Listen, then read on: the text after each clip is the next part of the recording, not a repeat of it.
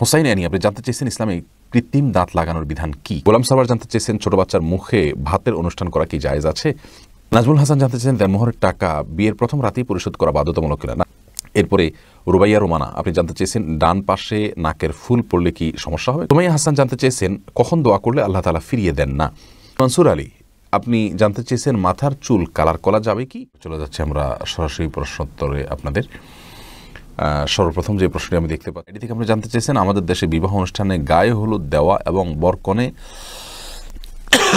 বরকনেকে কোলে তুলে নেওয়া এটা কতটুকু ইসলাম সমর্থন করে। দেখুন, আমাদের দেশে বিবাহ অনুষ্ঠানে গায়ে হলুদ দেওয়া এবং বরকনেকে কোলে তুলে নেওয়া, এগুলোর বিশেষ করে বরকনেকে কোলে তুলে নেওয়া, এগুলোর মধ্যে অনেক অনাচার নিহিত আছে। এমনকি গায়ে হলুদ দেওয়ার অনুষ্ঠানেও অনেক প্রকার অনাচার নিহিত আছে। অতএব এমনিতে গায়ে হলুদ দিলে যদি কোনো বিশেষ উপকারিতা থাকে, সৌন্দর্য বাড়ে, রূপচর্চা হয়, এবং সেক্ষেত্রে কোনো পুরুষদের গায়ে হলুদে নারীদের গায়ে হলুদে পুরুষরা না থাকে, গান বাজনা না থাকে, হারাম কিছু না থাকে, তাহলে সেক্ষেত্রে এটা করা যেতে পারে। কিন্তু এর পেছনে যদি কোনো বাজে বিশ্বাস থাকে তাহলে এটা করার কোনো সুযোগ নেই।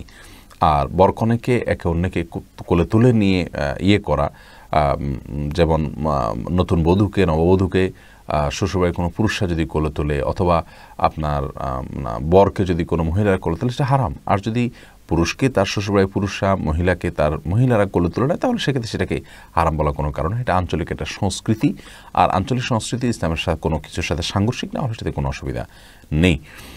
মহসিন গাজী আপনি জানতে চেয়েছেন নামাজের মধ্যে আমার চোখ বন্ধ করে নামাজ পড়লে মনোযোগ ভালো হয়, এতে নামাজে কোনো সমস্যা হবে কি।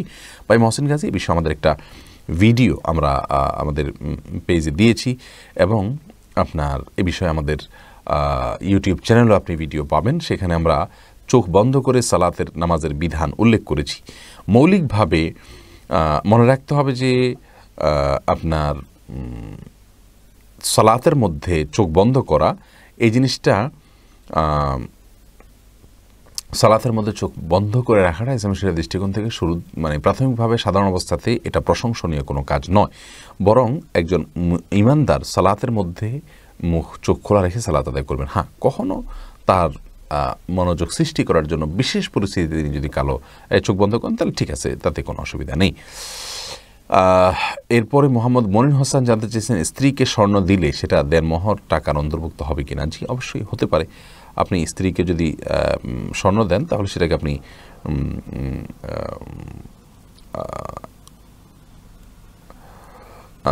করতে পারেন, স্ত্রীকে দেনমোহর হিসাবে যদি টাকা দেন সেটা যেমন কাউন্ট হবে, স্বর্ণ দিলে বা রূপা দিলে, কোনো গহনা দিলে সেটাকেও আপনি দেনমোহর হিসাবে কাউন্ট করতে পারবেন। এরপরে নাফিউর রহমান নাসিম জানতে চেয়েছেন আমি অবৈধভাবে বিদেশে থাকি এবং হালাল পথে টাকা উপার্জন করি, তাহলে আমার টাকা কি অবৈধ? না ভাই, আপনার টাকা অবৈধ হবে না। এই বিষয়ে আমরা বারবার বলেছি, কোনো প্রবাসী ভাই যদি প্রবাসে থাকেন এবং তিনি অবৈধভাবে সেখানে বসবাস করছেন, তাহলে তিনি একটা অন্যায় করছেন, সন্দেহাতীত একটি গুনাহ করছেন। কিন্তু তিনি যদি উপার্জন করেন হালাল উপায়ে, তাহলে সেক্ষেত্রে তার সেই উপার্জন পরিপূর্ণভাবে হারাম হয়ে যাবে না। বসবাসের কারণে, অবৈধভাবে বসবাসের কারণে উপার্জন হারাম হয়ে যাবে না, রাষ্ট্রের চোখে যদিও সেটা অবৈধ। এরপরে ইভা অপরাজিতা এই আইডি থেকে আপনি জানতে চেয়েছেন শিশুরা ঘুমের মধ্যে হাসে বা কাঁদে কেন। শিশুরা কেন ভাই বোন ইভা, এটা তো আমরা বড়রাও ঘুমের মধ্যে কিন্তু হাসি এবং কেঁদে থাকি, অর্থাৎ হাসি কান্না ঘুমের মধ্যে এটা হয়ে থাকে। সাধারণত মানুষ যখন স্বপ্ন দেখে তখন শিশুরাও কিন্তু স্বপ্ন দেখে, আর সেই স্বপ্ন দেখার পরেই তারা হাসে বা কাঁদে, স্বপ্নের অবস্থার উপর নির্ভর করে। ডক্টর হুমায়রা কবির রুশেদ আপনি জানতে চেয়েছেন নামাজে অবহেলা কিভাবে দূর করা যায়। হুমায়ুন কবির ভাই, হুমায়ুন কবির, নামাজে অবহেলা দূর করবার জন্য প্রথম কাজ হলো নামাজের গুরুত্ব সম্পর্কে অনুধাবন করা, জানার চেষ্টা করা, নামাজের গুরুত্ব নিয়ে ভালো কোনো লেকচার শোনা। ডক্টর খন্দকার আব্দুল্লাহ জাহাঙ্গীর রহমাহুল্লাহর নামাজের গুরুত্ব নিয়ে একটা আলোচনা আছে, ইউটিউব আপনি শুনে নিতে পারেন। ইনশাআল্লাহ বেদিন আপনার নামাজে অবহেলা দূর হবে। দ্বিতীয়ত, নামাজের গুরুত্ব ইসলামী শরীয়তে কতখানি, এটা নিয়ে আপনি কোনো ভালো আর্টিকেল পড়তে পারেন। যদি বক্তব্য শোনার অভ্যাস না থাকে তাহলে আর্টিকেল পড়তে পারেন। ইনশাআল্লাহ বেদিন আপনি যখন জানবেন ইসলামী শরীয়তে নামাজের অবস্থানটা কোন জায়গায়, না পড়লে আমাদের ক্ষতিগুলো কী আর পড়লে লাভগুলো কী, তাহলে ইনশাআল্লাহ নামাজের অবহেলা আপনার দূর হবে। আমাদের জানার ঘাটতির কারণে অনেক সময় অবহেলা হয়ে থাকে। সেই সাথে আল্লাহ রাব্বুল আলামিনের কাছে পানা চাইবেন যাতে অবহেলা না হয় এবং ইবাদতে মনোযোগ থাকে। বিশেষ করে একটা দোয়া পড়তে পারেন, আল্লাহুম্মা আইন্নি আলা যিকরিকা ওয়া শুকরিকা ওয়া হুসনি ইবাদাতিক, আল্লাহ আমাকে সাহায্য করুন আপনার জিকির, আপনার শুকর এবং আপনাকে সুন্দরভাবে ইবাদত যেন করতে পারি এই কাজের জন্য। আল্লাহ কাছে দোয়া করবেন, আল্লাহ তাআলা সাহায্য করবেন ইনশাআল্লাহ। আতাউর রহমান, আপনি জানতে চেয়েছেন মাগরিবের নামাজের পরে কি কি আমল করা যায়। দেখুন, সন্ধ্যার আমলগুলো এগুলো আসরের পর থেকেই করা যায়, মাগরিবের পরে করতে পারেন। আমাদের একটি দোয়ার বই রাসূলুল্লাহ সাল্লাল্লাহু আলাইহি ওয়াসাল্লামের সকাল ও সন্ধ্যার দোয়া ও জিকির নামে, এই বইটাতে আপনি সন্ধ্যার আমলগুলো পেয়ে যাবেন। সেগুলো আসরের পরে মাগরিবের পরে যে কোনো সময় আপনি করতে পারেন। আর নির্দিষ্ট করে সূর্য ডোবার পরে কিছু আমলের কথা হাদিসে বলা আছে, সেগুলো আপনি মাগরিবের পরে করবেন। অতএব সেগুলোর পরিমাণ খুবই কম। আর এছাড়া মাগরিবের পরে, মাগরিবের নামাজের পরে, ৫ ওয়াক্ত নামাজের পরে যে জিকিরগুলো আছে সেগুলোতে আপনি করবেন ইনশাআল্লাহ বিদিনা। সেগুলো নিয়ে আমাদের ওয়েবসাইটে একটা কার্ড তৈরি করা আছে, সেটা দেখে নেবেন, আয়াতুল কুরসি ইত্যাদি পড়বেন। হোসাইন আনি, আপনি জানতে চেয়েছেন ইসলামে কৃত্রিম দাঁত লাগানোর বিধান কি? কারো দাঁতের সমস্যা থাকায় সে যদি দাঁতের ব্যথা অথবা ক্ষয় হয়ে যাওয়া দাঁতের সমস্যা থেকে পরিত্রাণ পেতে নতুন কৃত্রিম দাঁত লাগান, তাহলে কি ইমানে কোনো ক্ষতি হবে কিনা? না ভাই হোসেন, কৃত্রিম দাঁত লাগানোতে কোনো প্রকার অসুবিধা নেই, তো হবে। নাজমুল হাসান জানতে চেয়েছেন দেনমোহরের টাকা বিয়ের প্রথম রাতেই পরিশোধ করা বাধ্যতামূলক কিনা? না, পরে করলেও চলবে। বউ যদি স্বেচ্ছায় মাফ করে দেন তাহলে আর পরিশোধ করা লাগবে কিনা? স্ত্রী মাফ করে দিলে আর দেওয়া লাগবে না, কিন্তু স্ত্রী পরিপূর্ণভাবে মাফ করাটা আমাদের সামাজিক ট্র্যাডিশন হয়ে গেছে। সেটা শুরুর দিকে লজ্জা পড়ে অনেক সময় মাফ করে দেয়, এই মাফ করার উপরে নির্ভর করা উচিত নয়। বরং পরবর্তীতে আপনি দিলেন, স্ত্রী কিছু ছাড়লে আল্লাহ তাআলা বলছেন ফাকুলু হানিয়াম মারিয়া, তাহলে সেটাকে আপনি খেতে পারেন। কিন্তু পুরোটা মাফ করে নেবেন, এটা তো এক ধরনের জুলুম। পরিবার থেকে পরিশোধ করা যাবে কি না? জি, যে কেউ আপনার দেনমোহর পরিশোধ করে দিতে পারে, কোনো অসুবিধা নেই।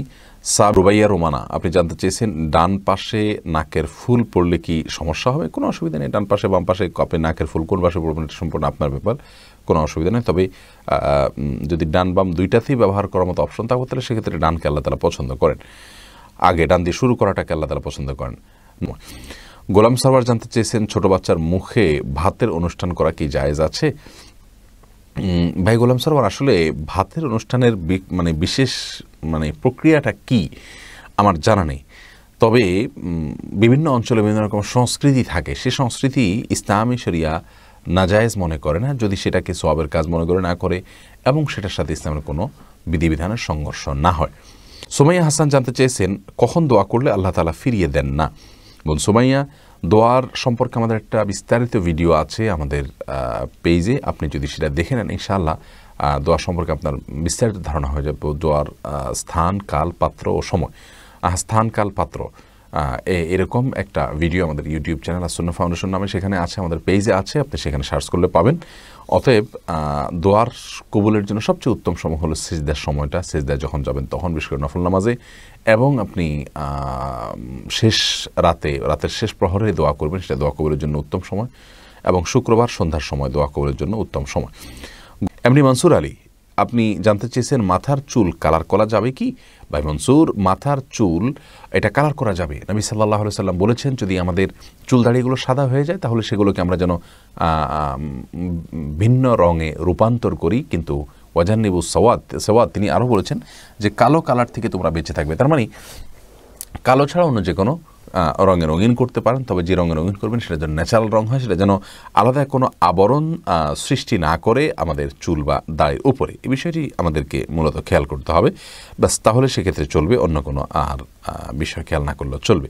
কিন্তু চুল সাদা হয়ে গেলে সেটাকে অন্য রঙে রঙিন করা, এটা সুন্নাহ এবং হাদিস দ্বারা নির্দেশিত। ইয়াহুদিরা সাদা রেখে দেয়, আমাদেরকে জন্য মেহেদি বা এই জাতীয় কোনো কালার ব্যবহার করার নির্দেশনা ইসলাম দিয়েছে। শ্রাবণ মেঘ এআইডি থেকে আপনি প্রশ্ন করেছেন সান ব্লক এবং অ্যালকোহলযুক্ত কসমেটিক ব্যবহার করলে কি নামাজ হবে? অ্যালকোহলযুক্ত কসমেটিক ব্যবহার করার কিছুটা সময় বিলম্ব করে নামাজ পড়লে অ্যালকোহলটা বাষ্প হয়ে চলে যাবে, ইনশাআল্লাহ তাতে নামাজ হয়ে যাবে।